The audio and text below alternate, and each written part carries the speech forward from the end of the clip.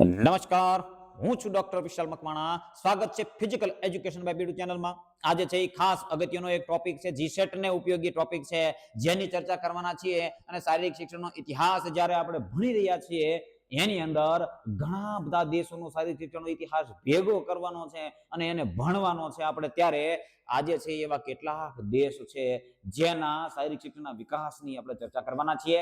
ઘણા બધા દેશોની ચર્ચા આપણે જેના ઘણા બધા દેશો છે જેના શારીરિક શિક્ષણના વિકાસની ચર્ચા આપણે કરેલી છે. સ્વીડનની ચર્ચા થઈ ચૂકેલી છે, જર્મનીની ડેનમાર્કની ચર્ચા થઈ ગઈ છે, રશિયાની અંદર, ગ્રીસની અંદર, રોમની અંદર અને એટલા દેશોની ચર્ચા થઈ, ઇંગ્લેન્ડની ચર્ચા થઈ ચૂકી છે.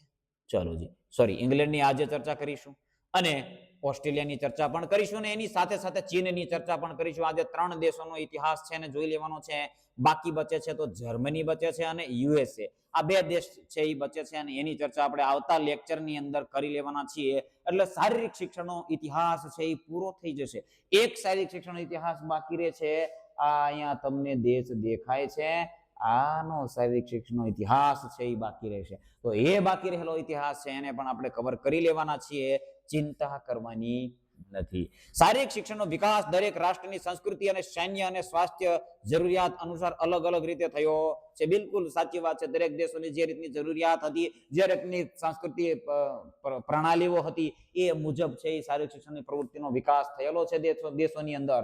અહીંયા આપણે ઇંગ્લેન્ડની વાત જ્યારે કરવાના છીએ, ઇંગ્લેન્ડની અંદર છે, ચાલો જી, ઇંગ્લેન્ડની અંદર ચાલો તો ઇતિહાસની ઉતાર ચઢાવ જોવા મળે છે. 1200 થી લઈ અને 1830 સુધીનો ઇતિહાસ તમને જોવા મળે છે આની અંદર. ત્યારે અહીંયા તમે જોઈ શકો છો કે શારીરિક શિક્ષણનો વિકાસ છે, ઇતિહાસ છે એ અહીંયા જો આટલા પીરિયડની અંદર વહેંચવામાં આવેલો છે. 4 પીરિયડ છે ને. તો એની અંદર એક છે મિડવેલ પીરિયડ, એટલે કે 1200 થી 1485 સુધીનો, જેની અંદર શારીરિક શિક્ષણનો ખાસ વિકાસ થયો ન હતો. ત્યાર પછીનો પીરિયડ છે 1485 થી 1714 સુધીનો પીરિયડ. તો આની અંદર આને કહેવાય છે ટુડોર એન્ડ સ્ટુઅર્ટ પીરિયડ. આ થોડું નામ અઘરા છે એટલે તમારે યાદ રાખી લેવાનું છે. છતાં ગેમ્સ એન્ડ એક્ટિવિટીની ખીલવણીની શરૂઆત ક્યારે થઈ? તો ટુડોર એન્ડ સ્ટુઅર્ટ પીરિયડની અંદર. ક્યારે? તો કે 1485 થી 1714 નો સમયગાળો છે. એની અંદર ગેમ્સ એન્ડ એક્ટિવિટીની શરૂઆત થઈ.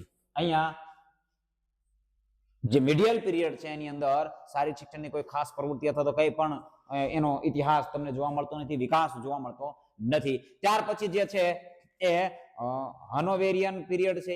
હનોવેરિયન પીરિયડ છે 1714 થી 1790 સુધીનો સમયગાળો છે. એની અંદર રમતો અને સ્પોર્ટ્સ ના મહત્વમાં ઘટાડો થયો. આની અંદર શું થયું? ઘટાડો. જો અહીંયા શારીરિક શિક્ષણની પ્રવૃત્તિની અંદર જોવા મળી અને અહીંયા શું થયું? ઘટાડો થયો. ઘટાડો.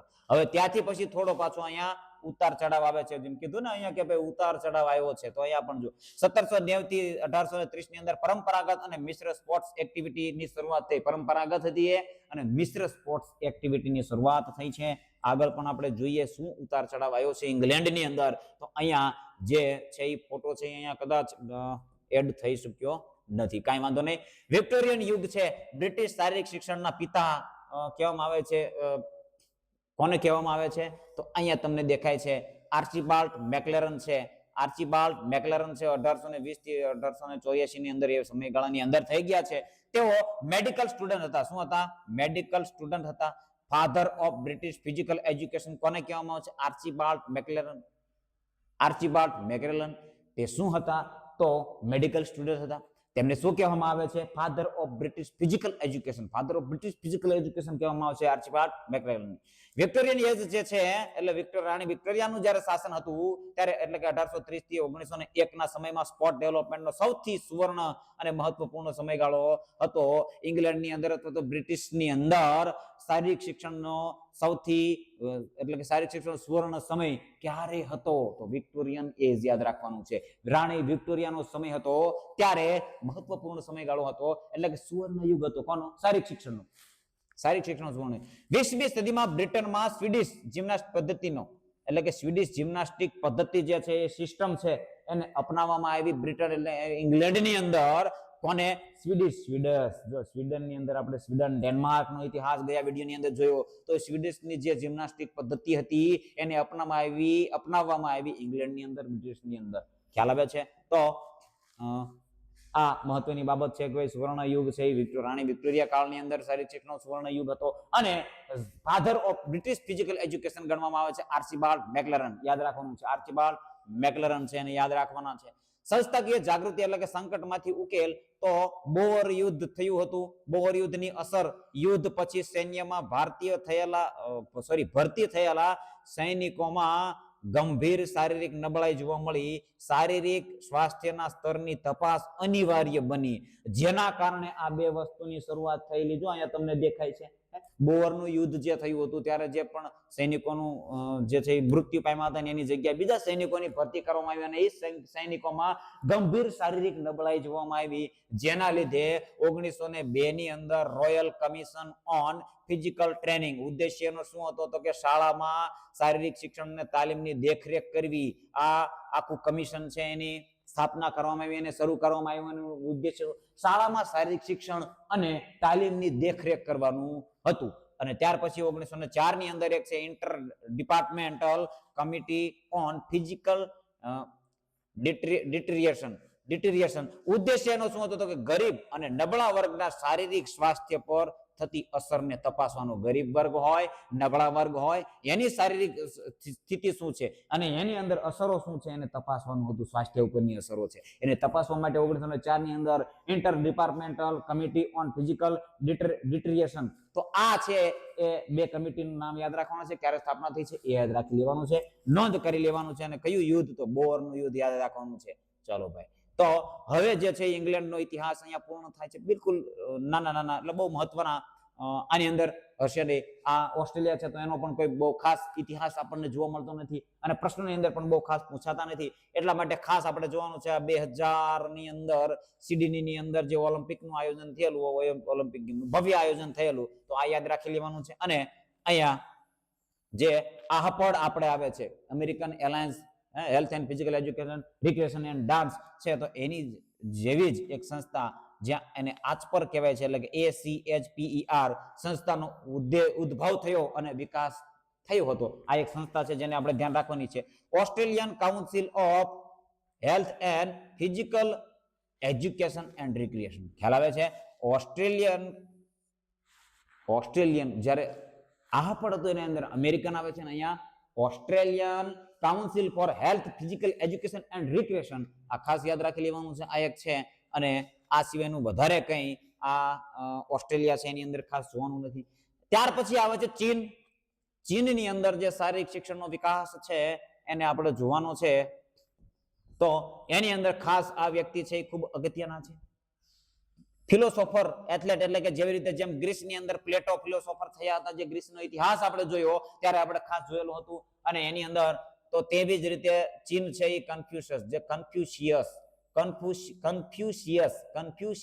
નામ છે આ ભાઈનું. અને કન્ફ્યુશિયસ થયા જેવી રીતે પ્લેટો ગ્રીસની અંદર થયા એવી રીતે કન્ફ્યુશિયસ ચીનની અંદર થયા. તો એ છે શું હતા તો કે જો શિકાર ની અંદર નિપુણ હતા, માછીમાર એટલે કે ફિશિંગ ની અંદર નિપુણ હતા, પર્વતારોહણ એટલે માઉન્ટેરિંગ ની અંદર પણ નિપુણ હતા, તીરંદાજી એટલે કે આર્ચરી ની અંદર પણ નિપુણ હતા. આવી બહુવિધ કૌશલ્ય ધરાવતા હતા. તો આ કન્ફ્યુશિયસ છે એ ખૂબ જ અગત્યના શારીરિક શિક્ષણના ઇતિહાસની અંદર જોવા મળે છે ચીનની અંદર. ચાલો જી, પછી આજે પ્રાચીન માર્શલ આર્ટ્સ શબ્દકોશ એટલે પ્રાચીન શારીરિક સંસ્કૃતિમાં માર્શલ આર્ટ્સ નો ઉપચાર પદ્ધતિ તરીકે ઉપયોગ કરવામાં આવતો હતો. ક્યાં? ચીનની અંદર. બે પ્રકાર છે. જો એક આ માર્શલ આર્ટ્સ છે અને એક આગળ આવશે. ચલો આગળ આવશે. તો આની અંદર છે જો વુયોંગ સૈન્ય પરાક્રમ અથવા લશ્કરી બહાદુરી હતી. આ બે શબ્દો છે જે માર્શલ આર્ટ ની અંદર ઉપયોગ થતા હતા. વુઈ અને વુયોંગ. વુઈ અને વુયોંગ ચીની શબ્દો છે એટલે એને યાદ રાખવા પડશે. વુયોંગ ની અંદર શું છે તો ચીન પરાક્રમ અથવા લશ્કરી બહાદુરી આની અંદર હતી અને એનું કૌશલ્યના આની અંદર ખીલવણી થતી. સૈનિક કૌશલ્ય અથવા લશ્કરીની કળા છે આની અંદર શીખવામાં, એના માટે આ શબ્દ વપરાતો હતો. વુઈ અને આના માટે આ શબ્દ વુયોંગ વપરાતો હતો. ખાસ યાદ રાખી લેવાનું છે. ચાલો ભાઈ, ત્યાર પછી આગળ 3 પિલર આવે છે ચીનની શારીરિક સંસ્કૃતિના 3 સ્તંભ એટલે કે 3 પિલર છે અહીંયા આપેલા છે અને એની અંદર શું છે તો કે મિલિટરી સ્પોર્ટ્સ, તબીબી એટલે કે મેડિકલ સ્પોર્ટ્સ, મનોરંજન એટલે કે recreation and games, recreation games and sports. તો આ 3 ભાગની અંદર અને વુશુ છે અહીંયા ની વ્યાપક પ્રેક્ટિસ એટલે અહીંયાનું જે મુખ્ય રમત છે વુશુ હતી અને વુશુ હાલ પણ છે જ. વુશુ રમત છે ચીનની અંદર ખૂબ જ પ્રખ્યાત છે. 1995 ની અંદર ચીનમાં શારીરિક શિક્ષણ અને રમત ગમતનો ઐતિહાસિક કાયદો પસાર કર્યો. ક્યારે કાયદો પસાર કર્યો ચીનની અંદર? 1995 ની અંદર શારીરિક શિક્ષણ અને રમત ગમતનો ઐતિહાસિક કાયદો પસાર કરવામાં આવ્યો. તો આ પણ ખૂબ જ અગત્યનું છે, શારીરિક શિક્ષણની અંદર લગતું છે એટલા માટે. જો આ જીમ જુઓ, જેવી રીતે માર્શલ આર્ટ અને એક બીજું હતું જીમ જુઓ, આ બે પદ્ધતિ શારીરિક શિક્ષણના ઇતિહાસની અંદર જોવા મળતી હતી. અને એક જીમ જુઓ, આ જીમ જુઓ છે અને આપણે અગાઉ જોયું માર્શલ આર્ટ. તો આ બે પ્રવૃત્તિ શારીરિક શિક્ષણ સાથે સંકળાયેલી. તો જીમ જુઓ છે એની અંદર શું હતું તો યોગાભ્યાસ, પોસ્ચર, યોગાસન હતું, પોસ્ચર હતું અને પ્રાણાયામ, બ્રીધિંગ એની અંદર આવતું હતું. પછી આંખો ખુલ્લી રાખવી જેને આપણે ત્રાટક કહીએ છીએ. શું કહીએ છીએ? ત્રાટક. શું કહીએ છીએ? ત્રાટક. ત્રાટક કહીએ છીએ ખ્યાલ હોય તો એનો અભ્યાસ આની અંદર થતો. રોગનું નિવારણ અને સારવાર તો કે prevention and treatment of disease, રોગનું નિવારણ કરવા માટેની, સારવાર કરવા માટેની. તો આ 4 પદ્ધતિઓ આ જીમ જુઓની અંદર હતી, માર્શલ આર્ટની અંદર જે હતી એ, અને આ 4 આ પદ્ધતિઓ આની અંદર હતી. તો આ પણ છે યાદ રાખી લેવાની છે. ચાલો હવે જે આવે છે સાંસ્કૃતિક અભિગમો, એક તુલનાત્મક ચર્ચા છે એટલે કે જે ટૂંકસાર છે ટૂંકમાં અહીંયા આપેલો છે, આને ખાસ જોવાની જરૂર છે નહીં, છતાં જોઈ લઈએ. ઇંગ્લેન્ડ સંસ્થાકીય અને સૈન્ય બોરના યુદ્ધ પછી શાળાઓમાં શિક્ષણ અને મેકલરન ને કમિટીઓની રચના થઈને મેકલરન છે એને બ્રિટિશ શારીરિક શિક્ષણના પિતા કહેવામાં આવે છે.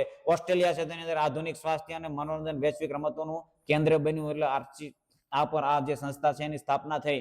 ફિલોસોફી અને સર્વાંગી સ્વાસ્થ્ય છે એની અંદર માર્શલ આર્ટ્સ અને યોગાભ્યાસનો ઉપચાર તરીકે ઉપયોગ થયો હતો. કન્ફ્યુશિયસ અને ઝીંગ જુઓ આ ખૂબ જ અગત્યના હતા. તો આ છે આપણે એની ચર્ચા સંપૂર્ણ કરેલી છે એટલા માટે એની અંદર કઈ આપણે ખાસ વધારે જોવાનું નથી. તો આ જે છે આજના વિડીયોની અંદર બસ આટલું જ. જી સેટની તમે તૈયારી કરો છો, વિડીયોને લાઈક નથી કરતા તો એ બિલકુલ યોગ્ય નથી. વિડીયોને લાઈક કરી દો. ચેનલ છે એ જી સેટની તૈયારી કરતા, ખાસ શારીરિક શિક્ષણની અંદર તૈયારી કરતા મિત્રો સુધી પહોંચાડી દેવાની છે અને ચેનલને સબસ્ક્રાઇબ કરી દેવાની છે. ફિઝિકલ એજ્યુકેશન બાય બીડુ ચેનલ છે એનો પ્રતિસાદ છે તમે કોમેન્ટની અંદર આપી શકો છો અને કોઈ પણ સુધારા વધારા હોય અથવા તો ચેન્જિંગ હોય અથવા તો કંઈ પણ તમને એવું યોગ્ય લાગતું હોય એ બી તમે કોમેન્ટ કરી શકો છો. તો આજના વિડીયોની અંદર બસ આટલું જ. બન્યા રહેજો આ ચેનલની અંદર. જય હિન્દ.